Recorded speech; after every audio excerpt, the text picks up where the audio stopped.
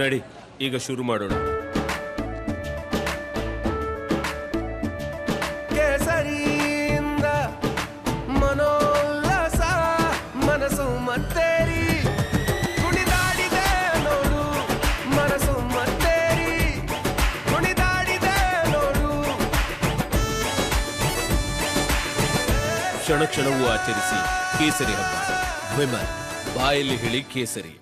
ಇತ್ತೀಚೆಗೆ ಕೆಲ ರಾಜಕಾರಣಿಗಳಿಗೆ ಹೊಸದೊಂದು ಖಯಾಲಿ ಶುರುವಾಗಿದೆ. ಹಿಂದೂಗಳನ್ನ, ಹಿಂದುತ್ವವನ್ನ, ಹಿಂದೂ ಕಾರ್ಯಕರ್ತರನ್ನ ಹೀಯಾಳಿಸಿದ್ರೆ ತಾವು ಗ್ರೇಟ್ ಅಂತ ಹೇಳಿ ಭಾವಿಸುವಂತಹ ಹೊಸ ಖಯಾಲಿ ಕಾಯಿಲೆ. ಇದೇ ಕಾಯಿಲೆ ಶಾಸಕ ರಾಜು ಕಾಗೆಗೂ ಕೂಡ ಲೇಟೆಸ್ಟ್ ಆಗಿ ಬಂದು ಬಡದಂತೆ ಕಾಣ್ತಾ ಇದೆ. ನಿನ್ನೆಯಷ್ಟೇ ಅವರ ವಿವಾದಾತ್ಮಕ ಹೇಳಿಕೆಯ ವಿರುದ್ಧವಾಗಿ ಖಂಡನೆ ವ್ಯಕ್ತವಾಗಿತ್ತು. ಒಬ್ಬ ಜನಪ್ರತಿನಿಧಿಯಾಗಿ ಮತದಾರರಿಗೆ ಧಮಕಿ ಹಾಕುವಂತಹ, ಬೆದರಿಸುವಂತಹ ಹೇಳಿಕೆಗಳು, ದೇಶದ ಪ್ರಧಾನಿಗೆ ಅವಾಚ್ಯವಾಗಿ ಮಾತನಾಡುವಂತಹ ಹೇಳಿಕೆಗಳು, ಚೀತು ಅಂತ ಜನ ಉಗಿಲಿಕ್ಕೆ ಪ್ರಾರಂಭ ಮಾಡಿದ್ರು. ಇಷ್ಟಾದ್ರೂ ಕೂಡ ಬುದ್ಧಿ ಬಂದಂಗೆ ಕಾಣ್ತಾ ಇಲ್ಲ ರಾಜು ಕಾಗೆ ಅವರಿಗೆ. ಇವತ್ತು ಹಿಂದೂ ಕಾರ್ಯಕರ್ತರನ್ನ ಭಿಕಾರಿಗಳು ಅಂತ ಕರೆದಿದ್ದಾರೆ. ಗತಿ ಇಲ್ಲದ ಭಿಕ್ಷುಕ ಅಂತ ಶಾಸಕ ರಾಜು ಕಾಗೆ ಮಾತನಾಡಿದ್ದಾರೆ. ಕಾಗವಾಡ ತಾಲೂಕಿನ ಜುಗುಳ ಗ್ರಾಮದಲ್ಲಿ ಈ ಹೇಳಿಕೆ ನೀಡಿರೋದು. ರಾಮಲಲ್ಲನ ಮಂದಿರ ಸ್ಥಾಪನೆ ಮಾಡಿದ ವಿಚಾರಕ್ಕೆ ಮಾತನಾಡೋ ಸಂದರ್ಭದಲ್ಲಿ ತಮ್ಮ ನಾಲ್ಗೆಯನ್ನ ಹರಿಬಿಟ್ಟಿದ್ದಾರೆ ಮತ್ತೊಮ್ಮೆ ರಾಜು ಕಾಗೆ. ನಾವು ವ್ಯವಸ್ಥೆಗಳ ಬಗ್ಗೆ ನೀವು ವಿಚಾರ ಮಾಡಬೇಕು. ಬರ್ತಾರೋ ಅವರು ಭಾಷೆ ಮಾಡ್ತಾರೋ ಇದೇ ಹೊಂಟಿದ್ಲ ಅಲ್ರಿ ಅಲ್ಲಿ ಜೈ ರಾಮ್ ನೋಡ್ರಿ. ಇದನ್ನೆಲ್ಲ ನಾ 40 ವರ್ಷದಿಂದ ಮಾಡಿದ್ದೇನೆ. ಇವತ್ತೆಲ್ಲ ನೀವು ಮಾಡೇ ಬಂದಿದ್ದೇನೆ. ನೀವ್ಯಾರು ಹೊಸವಾಗಿ ಅವ್ರಿಗೆ ಉತ್ತರ ಕೊಡ್ಲಾಕ ನನಗೆ ಬಹಳ ಸಮರ್ಥ ಇದ್ದ ನನ್ನ ಲೆವೆಲ್ ಅಲ್ಲ ಅದು. ಅದಕ್ಕೆಲ್ಲ ತಕ್ಕ ಉತ್ತರ ನಾವು ಕೊಡ್ಬೇಕಾದೈತಿ. ಇವತ್ತು ನನ್ನ ಮಾತಿನಲ್ಲಿ ಏನಾದ್ರು ಅರ್ಥ ಇದ್ರೆ ಮಾತ್ರ ನಮ್ಮ ಪಕ್ಷಕ್ಕೆ ಓಟ್ ಹಾಕ್ರಿ. ಕುಡಿಗೋಲು ಕಟ್ಟೋದ್ರಿಂದ ಸಮಾಧಾನ ಆಗುತ್ತಂದ್ರೆ ಕುಡಿಗೋಲು ಕಟ್ತೀವಿ ನಾವು. ವ್ಯವಸ್ಥೆಗಳ ಬಗ್ಗೆ ನೀವು ವಿಚಾರ ಮಾಡಬೇಕು. ಬರ್ತಾರೋ ಅವರು ಭಾಷೆ ಮಾಡ್ತಾರೋ ಇದೇ ಹೊಂಟಿದ್ಲ ಅಲ್ರಿ ಅಲ್ಲಿ ಜೈ ರಾಮ್ ನೋಡ್ರಿ. ಇದನ್ನೆಲ್ಲ ನಾ 40 ವರ್ಷದಿಂದ ಮಾಡಿದ್ದೇನೆ. ಇವತ್ತೆಲ್ಲ ನೀವು ಮಾಡೇ ಬಂದಿದ್ದೇನೆ. ನೀವ್ಯಾರು ಹೊಸವಾಗಿ ಅವ್ರಿಗೆ ಉತ್ತರ ಕೊಡ್ಲಾಕ ನನಗೆ ಬಹಳ ಸಮರ್ಥ ಇದ್ದ ನನ್ನ ಲೆವೆಲ್ ಅಲ್ಲ ಅದು. ಅದಕ್ಕೆಲ್ಲ ತಕ್ಕ ಉತ್ತರ ನಾವು ಕೊಡ್ಬೇಕಾದೈತಿ. ಇವತ್ತು ನನ್ನ ಮಾತಿನಲ್ಲಿ ಏನಾದ್ರು ಅರ್ಥ ಇದ್ರೆ ಮಾತ್ರ ನಮ್ಮ ಪಕ್ಷಕ್ಕೆ ಓಟ್ ಹಾಕ್ರಿ. ಕುಡಿಗೋಲು ಕಟ್ಟೋದ್ರಿಂದ ಸಮಾಧಾನ ಆಗುತ್ತಂದ್ರೆ ಕುಡಿಗೋಲು ಕಟ್ತೀವಿ ನಾವು. ವ್ಯವಸ್ಥೆಗಳ ಬಗ್ಗೆ ನೀವು ವಿಚಾರ ಮಾಡಬೇಕು. ಬರ್ತಾರೋ ಅವರು ಭಾಷೆ ಮಾಡ್ತಾರೋ ಇದೇ ಹೊಂಟಿದ್ಲ ಅಲ್ರಿ ಅಲ್ಲಿ ಜೈ ರಾಮ್ ನೋಡ್ರಿ. ಇದನ್ನೆಲ್ಲ ನಾ 40 ವರ್ಷದಿಂದ ಮಾಡಿದ್ದೇನೆ. ಇವತ್ತೆಲ್ಲ ನೀವು ಮಾಡೇ ಬಂದಿದ್ದೇನೆ. ನೀವ್ಯಾರು ಹೊಸವಾಗಿ ಅವ್ರಿಗೆ ಉತ್ತರ ಕೊಡ್ಲಾಕ ನನಗೆ ಬಹಳ ಸಮರ್ಥ ಇದ್ದ ನನ್ನ ಲೆವೆಲ್ ಅಲ್ಲ ಅದು.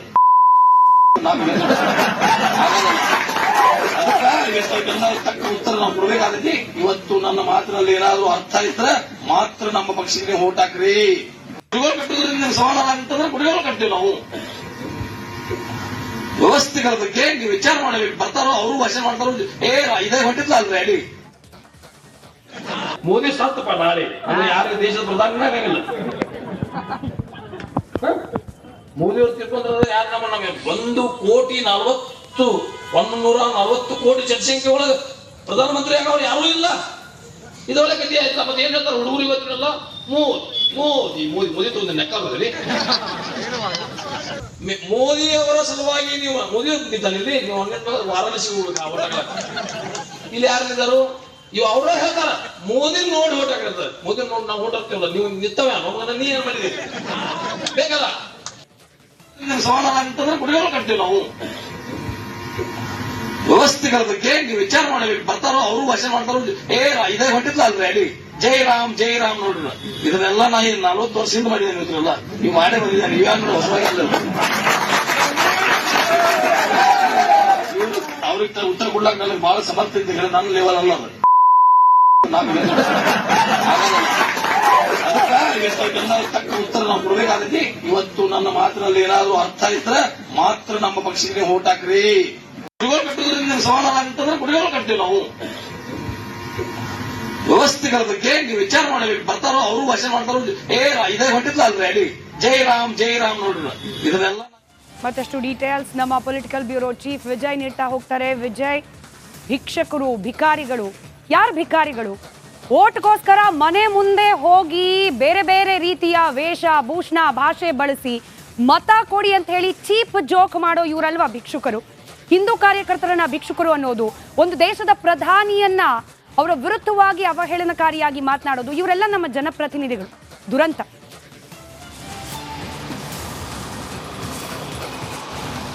ಖಂಡಿತವಾಗ್ಲೂ ಸ್ಮಿತಾ, ಅಂದರೆ ಜನಪ್ರತಿನಿಧಿಗಳು ಏನು ಬೇಕಾದ್ರೂ ಕೂಡ ಮಾತಾಡಬಹುದಾ ಅನ್ನೋ ಒಂದು ಪ್ರಶ್ನೆ ಉದ್ಭವ ಆಗಿರುವಂಥದ್ದು. ಯಾಕಂದರೆ ನಾಲಿಗೆಯನ್ನು ಅರಿಬಿಡುವಂಥದ್ದು ಅದು ಯಾರು? ಶಾಸಕ ಆಗಿರುವಂಥ ವ್ಯಕ್ತಿ. ಇನ್ನು ಅಂದರೆ ಪ್ರಧಾನಮಂತ್ರಿ ನರೇಂದ್ರ ಮೋದಿಯವರ ಸಾವಿನ ಬಗ್ಗೆ ಮಾತಾಡಿದ್ರು ವ್ಯಕ್ತಿ. ಮತ್ತೊಂದು ಕಡೆ ಮತ ಹಾಕಿಲ್ಲ ಅಂದರೆ ಕರೆಂಟನ್ನು ಸಂಪೂರ್ಣವಾಗಿ ಕೊಟ್ಕೊಡ್ತೀನಿ ಅಂತ. ಏನು ಇವ್ರ ಮನೆಯಿಂದ ಕರೆಂಟ್ ಕೊಡ್ತಾರಾ? ಏನು ವೋಟ್ ಹಾಕಿಲ್ಲ ಅಂತಂದರೆ? ಮತ ಅನ್ನುವಂಥದ್ದು ಅವರ ಹಕ್ಕು, ಅದು ಯಾರಿಗೆ ಬೇಕಾದ್ರೂ ಕೂಡ ಚಲಾಯಿಸ್ಬೋದು. ಮತ್ತೊಂದು ಹೆಜ್ಜೆ ಮುಂದೆ ಹೋಗಿ ಈಗ ಮತ್ತೊಂದು ವಿವಾದಾತ್ಮಕ ಹೇಳಿಕೆಯನ್ನು ಕೊಟ್ಟಿರುವಂಥದ್ದು. ಈ ವಿವಾದ ಅನ್ನೋದಕ್ಕಿಂತ ಹೆಚ್ಚಾಗಿ ಅಂತಂದರೆ ಅದು ಏನಂದರೆ ಹಿಂದೂಗಳನ್ನ ಭಿಕಾರಿಗಳು ಅಂತ ಹೇಳಿರುವಂಥದ್ದು. ಯಾವ ಅರ್ಥದಲ್ಲಿ ಭಿಕಾರಿಗಳು ಅಂತ ಹೇಳಿದ್ರು? ಅದು ರಾಮ ಮಂದಿರ ಸಂಬಂಧಪಟ್ಟಂತೆ ಪ್ರಸ್ತಾಪ ಮಾಡುವಾಗ ಭಿಕಾರಿಗಳು, ಭಿಕ್ಷುಕರು ಅಂತ ಹೇಳಿರುವಂಥದ್ದು. ಅಂದರೆ ಇಡೀ ಹಿಂದೂಸ್ತಾನದಲ್ಲಿರುವಂತಹ ಏನು ಎಲ್ಲರೂ ಕೂಡ ಭಿಕ್ಷುಕರ ಇವರ ಪ್ರಕಾರ? ಹಾಗಾದರೆ ದೇವಸ್ಥಾನಕ್ಕೆ ಹೋಗುವಂಥ ಎಲ್ಲರೂ ಕೂಡ ಭಿಕ್ಷುಕರ?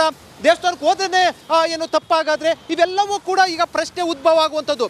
ಅಂದರೆ ರಾಜಕೀಯ ಭಾಷಣದಲ್ಲಿ ಏನು ಬೇಕಾದ್ರೂ ಕೂಡ ಮಾತಾಡ್ಬೋದು ಅನ್ನೋ ಭರದಲ್ಲಿ ಈ ರೀತಿ ಮಾತಾಡ್ತಾ ಇದ್ರಲ್ಲ, ಇದಕ್ಕೆ ಸಂಬಂಧಪಟ್ಟಂತೆ ಜನರೇ ಕೂಡ ನಿರ್ಧರಿಸಬೇಕಾಗುತ್ತೆ. ಜೊತೆಗೆ ಏನು ಮೈಕ್ ಸಿಕ್ಕಿದೆ ಅಂತ ಅಥವಾ ಚುನಾವಣಾ ಪ್ರಚಾರ ಭಾಷಣದಲ್ಲಿ ಏನು ಭಿಕಾರಿಗಳು ಹಿಂದೂಗಳು ಅಂತ ಹೇಳುವಂಥದ್ದು ಎಷ್ಟರ ಮಟ್ಟಿಗೆ ಸರಿ ಅನ್ನುವಂಥದ್ದು, ಇದಕ್ಕೆ ಪಕ್ಷದ ಮುಖಂಡರು ಏನು ಉತ್ತರ ಕೊಡ್ತಾರೆ ಅನ್ನುವಂಥ ಒಂದು ಭಾಗ. ಎರಡನೇ ಸಂಬಂಧಪಟ್ಟಂತೆ ಏನು ಈಗ ಈ ಸಂಬಂಧಪಟ್ಟಂತೆ ಈಗಾಗಲೇ ಕೂಡ ರಾಮ ಮಂದಿರ ವಿಚಾರ ಸಂಬಂಧಪಟ್ಟಂತೆ ಕಾಂಗ್ರೆಸ್ ಮತ್ತು ಬಿಜೆಪಿ ನಡುವಿನ ವಾಕ್ಸಮರಕ್ಕೆ ಕಾರಣ ಆಗಿತ್ತು. ಈಗ ಇದೇ ಮೊದಲ ಬಾರಿಗೆ ಈ ರೀತಿಯ ಹದ್ದು ಮೀರಿದ ಹೇಳಿಕೆ ಕೊಟ್ಟಿರುವಂಥ ಹಿಂದೂಗಳು ಭಿಕ್ಷುಕರು ಅಂತ. ಈಗ ಇದನ್ನು ಪಕ್ಷ ಏಕೆ ಸ್ವೀಕರಿಸುತ್ತೆ ಅನ್ನೋದು ಒಂದು ಪ್ರಶ್ನೆ. ಇದಕ್ಕೆ ಸಂಬಂಧಪಟ್ಟಂತೆ ಕಾರ್ಯಕರ್ತರು ಏನು ಉತ್ತರ ಕೊಡ್ತಾರೆ ಅನ್ನೋಂಥದ್ದು ಕೂಡ ಈಗ ಉದ್ಭವ ಆಗಿರುವಂಥದ್ದು. ಅಂದರೆ ಜನಪ್ರತಿನಿಧಿಗಳು ಮಾತಾಡಬೇಕಾದ್ರೆ ಸ್ಮಿತಾ ಒಂದು ನಾಲಿಗೆ ಹಿಡಿತದಲ್ಲಿರಬೇಕು. ಈಗ ನಾಲಿಗೆ ಹಿಡಿತ ಮೀರಿ ಹೋಗಿರುವಂಥದ್ದು. ಚುನಾವಣಾ ಪ್ರಚಾರ ಭಾಷೆಯಲ್ಲಿ ಈ ರೀತಿ ಮಾತಾಡಿರುವಂಥದ್ದು ಇದೇ ಮೊದಲ ಬಾರಿಗೆ ಆಗಿರುವಂಥದ್ದು. ಹಿಂದೂಗಳು ಭಿಕ್ಷುಕರು ಅಂತ ಈಗ ಹೇಳಿರುವಂಥದ್ದು. ನೋಡಬೇಕು ಇದು ಯಾವ ರೀತಿಯ ತಿರುವನ್ನು ತೆಗೆದುಕೊಳ್ಳುತ್ತೆ ಅನ್ನೋದನ್ನ ಸ್ಮಿತಾ. ಧನ್ಯವಾದ ವಿಜಯ್ ಮಾಹಿತಿಗಾಗಿ. ಶಾಸಕ ರಾಜು ಕಾಗೆಗೂ ಕೂಡ ಲೇಟೆಸ್ಟ್ ಆಗಿ ಬಂದು ಬಡದಂತೆ ಕಾಣ್ತಾ ಇದೆ. ನಿನ್ನೆಯಷ್ಟೇ ಅವರ ವಿವಾದಾತ್ಮಕ ಹೇಳಿಕೆಯ ವಿರುದ್ಧವಾಗಿ ಖಂಡನೆ ವ್ಯಕ್ತವಾಗಿತ್ತು. ಒಬ್ಬ ಜನಪ್ರತಿನಿಧಿಯಾಗಿ ಮತದಾರರಿಗೆ ಧಮಕಿ ಹಾಕುವಂತಹ, ಬೆದರಿಸುವಂತಹ ಹೇಳಿಕೆಗಳು, ದೇಶದ ಪ್ರಧಾನಿಗೆ ಅವಾಚ್ಯವಾಗಿ ಮಾತನಾಡುವಂತಹ ಹೇಳಿಕೆಗಳು, ಚೀತು ಅಂತ ಜನ ಉಗಿಲಿಕ್ಕೆ ಪ್ರಾರಂಭ ಮಾಡಿದ್ರು. ಇಷ್ಟಾದ್ರೂ ಕೂಡ ಬುದ್ಧಿ ಬಂದಂಗೆ ಕಾಣ್ತಾ ಇಲ್ಲ ರಾಜು ಕಾಗೆ ಅವರಿಗೆ. ಇವತ್ತು ಹಿಂದೂ ಕಾರ್ಯಕರ್ತರನ್ನ ಭಿಕಾರಿಗಳು ಅಂತ ಕರೆದಿದ್ದಾರೆ. ಗತಿ ಇಲ್ಲದ ಭಿಕ್ಷುಕ ಅಂತ ಶಾಸಕ ರಾಜು ಕಾಗೆ ಮಾತನಾಡಿದ್ದಾರೆ. ಕಾಗವಾಡ ತಾಲೂಕಿನ ಜುಗುಳ ಗ್ರಾಮದಲ್ಲಿ ಹೇಳಿಕೆ ನೀಡಿರೋದು. ರಾಮಲಲ್ಲನ ಮಂದಿರ ಸ್ಥಾಪನೆ ಮಾಡಿದ ವಿಚಾರಕ್ಕೆ ಮಾತನಾಡೋ ಸಂದರ್ಭದಲ್ಲಿ ತಮ್ಮ ನಾಲ್ಗೆಯನ್ನ ಹರಿಬಿಟ್ಟಿದ್ದಾರೆ ಮತ್ತೊಮ್ಮೆ ರಾಜು ಕಾಗೆ. ನಾವು ವ್ಯವಸ್ಥೆಗಳ ಬಗ್ಗೆ ನೀವು ವಿಚಾರ ಮಾಡಬೇಕು. ಬರ್ತಾರೋ ಅವರು ಭಾಷಣ ಮಾಡ್ತಾರೋ, ಇದೇ ಹೊಂಟಿದ್ಲ ಅಲ್ರಿ ಅಡಿ ಜೈ ರಾಮ್ ನೋಡ್ರಿ. ಇದನ್ನೆಲ್ಲ ನಾ 40 ವರ್ಷದಿಂದ ಮಾಡಿದ್ದೇನೆ. ಇವತ್ತೆಲ್ಲ ನೀವು ಮಾಡೇ ಬಂದಿದ್ದೇನೆ. ನೀವ್ಯಾರು ಹೊಸವಾಗಿಲ್ಲ. ಅವ್ರಿಗೆ ಉತ್ತರ ಕೊಡ್ಲಾಕ ನನಗೆ ಬಹಳ ಸಮರ್ಥ ಇದ್ದ ನನ್ನ ಲೆವೆಲ್ ಅಲ್ಲ ಅದು. ಅದಕ್ಕೆ ತಕ್ಕ ಉತ್ತರ ನಾವು ಕೊಡ್ಬೇಕಾಗತಿ. ಇವತ್ತು ನನ್ನ ಮಾತಿನಲ್ಲಿ ಏನಾದ್ರು ಅರ್ಥ ಇದ್ರೆ ಮಾತ್ರ ನಮ್ಮ ಪಕ್ಷಕ್ಕೆ ಓಟ್ ಹಾಕ್ರಿ. ಕುಡಿಗೋಲು ಕಟ್ಟೋದ್ರಿಂದ ಸಮಾಧಾನ ಅಂತಂದ್ರೆ ಕುಡಿಗೋಲು ಕಟ್ತೀವಿ ನಾವು. ವ್ಯವಸ್ಥೆಗಳ ಬಗ್ಗೆ ನೀವು ವಿಚಾರ ಮಾಡಬೇಕು. ಬರ್ತಾರೋ ಅವರು ಭಾಷಣ ಮಾಡ್ತಾರೋ, ಇದೇ ಹೊಂಟಿದ್ಲ ಅಲ್ರಿ ಅಡಿ ಜೈ ರಾಮ್ ನೋಡ್ರಿ. ಇದನ್ನೆಲ್ಲ ನಾ 40 ವರ್ಷದಿಂದ ಮಾಡಿದ್ದೇನೆ. ಇವತ್ತೆಲ್ಲ ನೀವು ಮಾಡೇ ಬಂದಿದ್ದೇನೆ. ನೀವ್ಯಾರು ಹೊಸವಾಗಿಲ್ಲ. ಅವ್ರಿಗೆ ಉತ್ತರ ಕೊಡ್ಲಾಕ ನನಗೆ ಬಹಳ ಸಮರ್ಥ ಇದ್ದ ನನ್ನ ಲೆವೆಲ್ ಅಲ್ಲ ಅದು.